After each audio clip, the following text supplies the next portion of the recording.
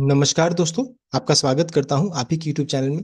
So friend, आज हम लोग डिस्कशन करने वाले हैं about Lloyd engineering works company के बारे में डिस्कशन करेंगे। बिकॉज राइट इशू को लेकर के यहाँ पर बहुत इंपॉर्टेंट अपडेट कंपनी की तरफ से आ रहा है। तो डिटेल वे में चेक करेंगे राइट इशू होता क्या है, कंपनी राइट इशू क्यों लाती है, राइट इशू से रिलेटेड जो भी अपडेट कंपनी की तरफ से आ रहा है उसको भी चेक करेंगे, कैसे अप्लाई करेंगे राइट इशू में। इन सभी चीज़ों को इस वीडियो में डिस्कशन किया जाएगा। तो चलिए स्टार्ट करते हैं। यहाँ पर सबसे पहला चीज कि राइट इशू होता क्या है। तो राइट इशू जो है is a type of corporate action जो कि इनेबल करता है कंपनी के करंट शेयर होल्डर को to purchase extra share in proportion to their existing holding. तो यहाँ पे देखिए company right entitlement ratio announce करती है, उसके अनुसार जो रहता है जो भी एग्जिस्टिंग शेयर होल्डर हैं उन्हें उन्हें ही ये मौका मिलता है कि आप रिड्यूस प्राइस में यानी कि डिस्काउंटेड प्राइस में ये शेयर को खरीदने का आपको मौका मिलता है। तो इसका कहने का मतलब एग्जिस्टिंग शेयर होल्डर का मतलब ये है कि जो भी शेयर होल्डर रिकॉर्डेड तक इस शेयर को अपने डिमैट अकाउंट में रखेंगे वही एलिजिबल रहेंगे इस कॉर्पोरेट इवेंट के लिए। तो eligible share holder will receive right entitlement ratio in the demat account which can be used to apply for right issues or traded on the market. However, if the REs are neither sold nor utilized for the right issue, they will eventually expire and become worthless. तो यहाँ पर इसका कहने का ये मतलब है कि आपके जो भी एलिजिबल शेयर होल्डर रहेंगे उनके अकाउंट में आरई शेयर्स दिखना स्टार्ट हो जाएगा। तो इसका मतलब ये नहीं कि आपको शेयर्स मिल चुके हैं, आपको इसके थ्रू अप्लाई करना है। अगर आप अप्लाई नहीं कीजिएगा तो अपने आप ही एक्सपायर कर जाएगा। तो ये इसका मतलब ये कि ये मैंडेटरी नहीं है, आपको अप्लाई करना जरूरी नहीं है। अगर आपकी इच्छा है तो अप्लाई कीजिए, नहीं इच्छा है तो मत अप्लाई कीजिए।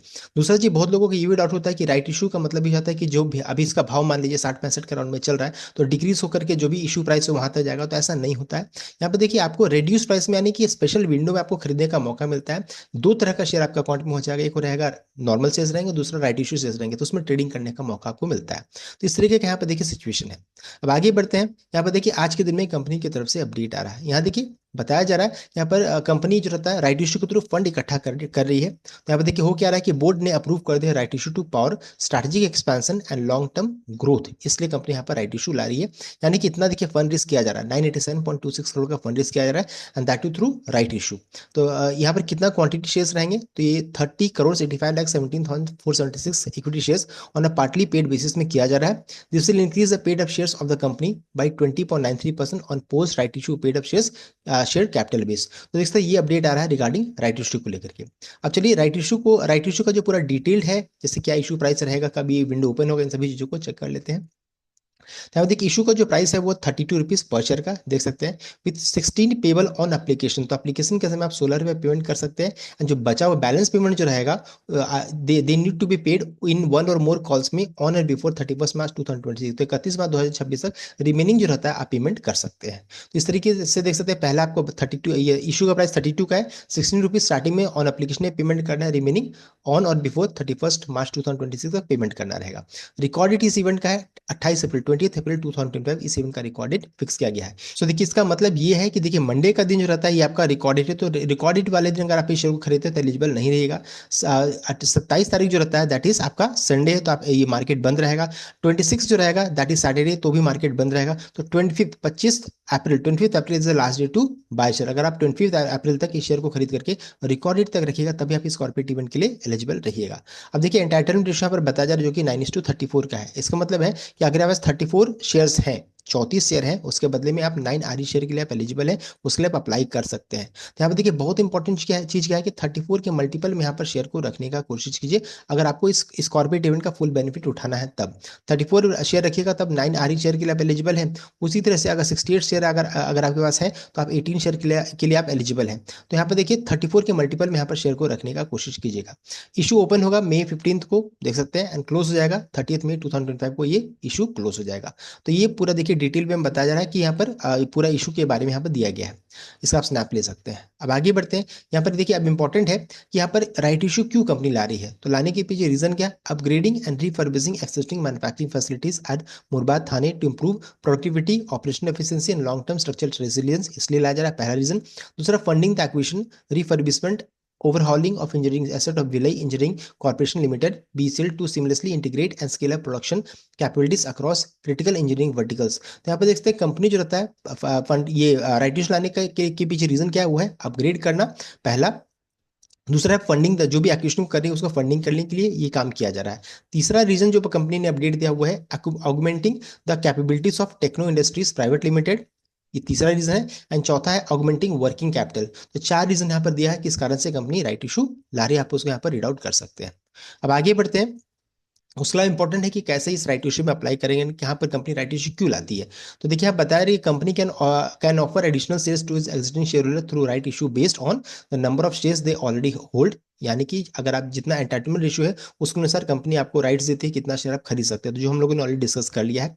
The purpose of issue could be to fund a new project, reduce debt और restructure its equity capital base. तो राइट इशू लाने का पीछे रीजन क्या क्या रहता है, एक है फंड न्यू प्रोजेक्ट, कंपनी कर्ज खत्म करनी है, तीसरा रिस्ट्रक्चर इक्विटी कैपिटल बेस। तो तीन रीजन यहाँ पर दिया गया है। एंड इस केस में यहाँ पर हो रहा है fund a new project acquisition के लिए यहाँ पर किया जा रहा है। The shares offered in right issue are generally available at a discounted price compared to the market price. There are no charges to apply for right issue. यहाँ पर ये अपडेट आ रहा है। Eligible shareholder will receive a right entitlement in the demat account prior to the opening of right issue. तो right issue open होने से पहले आपके डीमैट अकाउंट में आरई शेयर्स दिखना स्टार्ट हो जाएगा।